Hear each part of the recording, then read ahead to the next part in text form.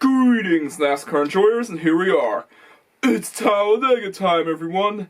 I was lucky to catch the Michael Waltrip interviews, but I sadly didn't see the ARCA race, and that was where Cletus McFarland got a top 10. Woohoo! He finally did it! And I can see why people were talking about it too. A top 10 to him is like a win to Ross Chastain.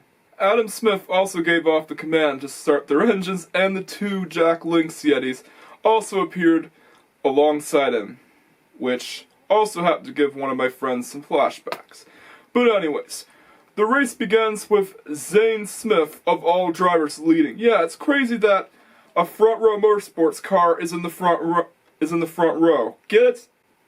Because, well, front row motorsports is in the front row. Excuse me. Sorry about that. He has to watch out for Giggles, though. That's Joey Logano, by the way. Be careful. You never know what he's up to.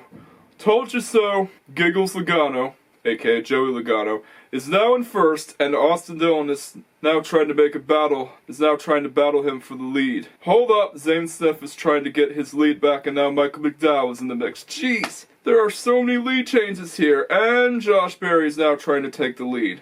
Giggles is back in the lead, and he is trying to laugh his way to the lead. One thing I can say is the lead changes are immense, especially after Giggles, aka Joey Logano, falls behind. It's now McDowell versus Keselowski versus Zane Smith and versus Josh Berry. Giggles is back in the mix, and they better watch out. He might jump up fast, so you can say, ah crap. Holy crap, they're 4 wide already. Yeah, they're 4 wide. I could barely keep up with the lead changes myself. Now Preece and Berry go at each other. It appears that there are no stages in the race itself, which is a rarity for any NASCAR race nowadays. That, or they hide the stages in the race itself. Michael McDowell is trying his best to throw the block on both lanes. Never mind, the stage just appeared.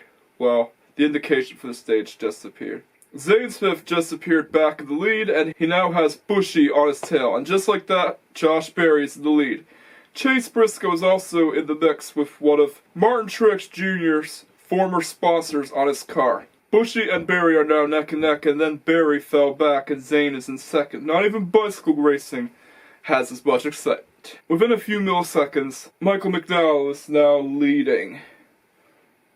Wait, what? There's no way that Chase Briscoe is now leading. I take it he's helping Denny Hamlin take home his 3rd win, and it seems that the Toyota drivers are planning something. It's also impressive that Cole Custer is running in 7th.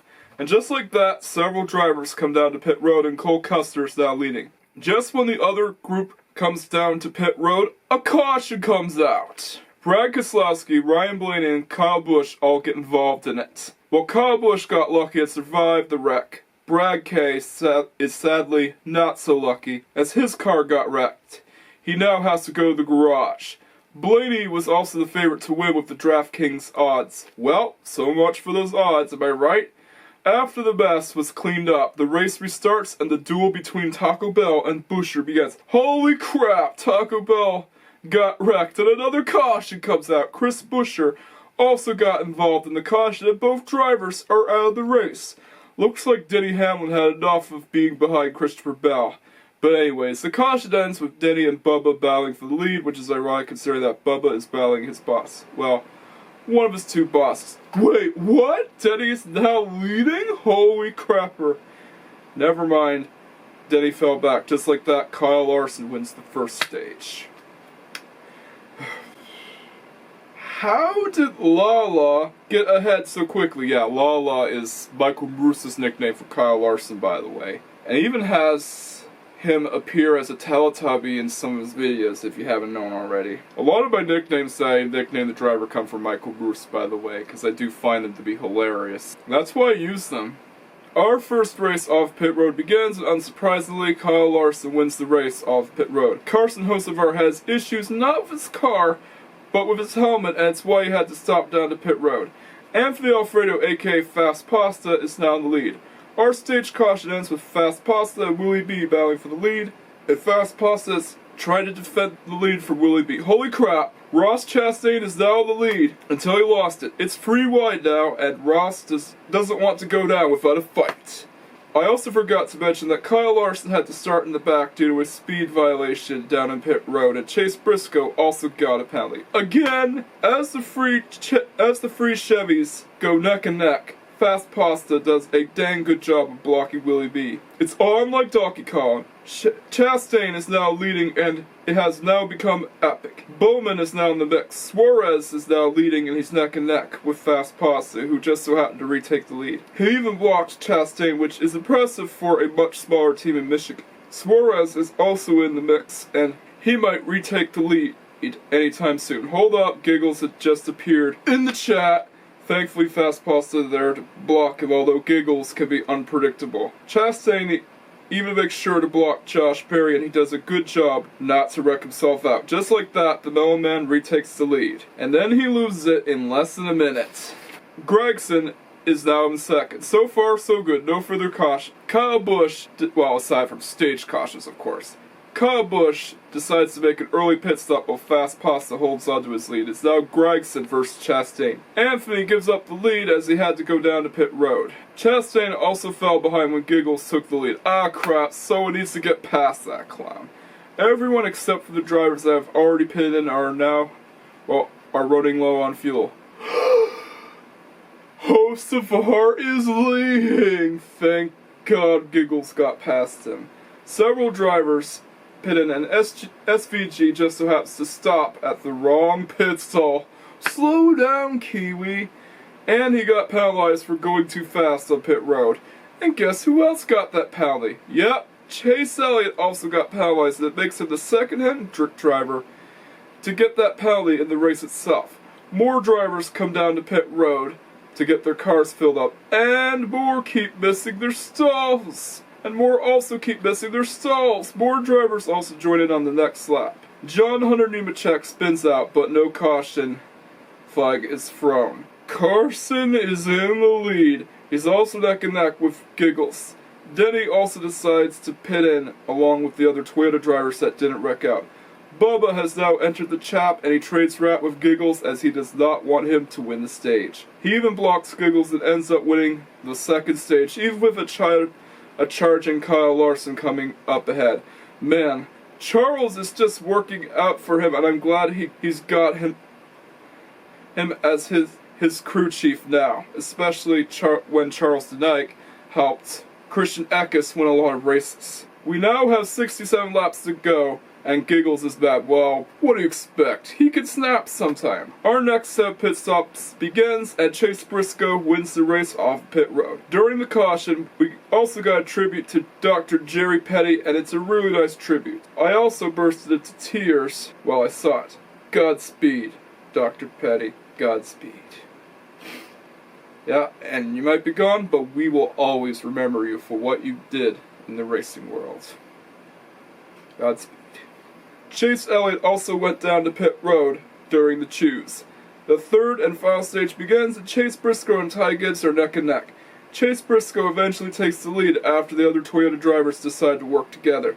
Briscoe is about to get a Giggles jump scare as he's right behind him. Ty Gibbs is now leading for about a few seconds. Both Ty and Briscoe trade the lead with each other. Briscoe really wants to win this race, but Ty wants to prove to his granddad that he doesn't suck. Larson, or as Michael Moose likes to call him, Lala, is no longer in contention as he's now in 12th. Holy crap, look who's in 5th. It's Todd Gilliland. If he wins, it'll be the comeback that FRM needs. Kyle Busch, who got his car damaged, jumped up to 9th and fell back to 10th. Ty continues to hang on to his lead, and for once he doesn't make a mistake. Giggles and Zane Smith are neck and neck after Ty loses the lead to Giggles. Ugh. Again with the clown of NASCAR. Yeah, like he's called Giggles because whenever you see him in post-race interviews, he always has to laugh like it's a laugh track on a sitcom. Yeah, that's why Michael Moose came up with the nickname in the first place.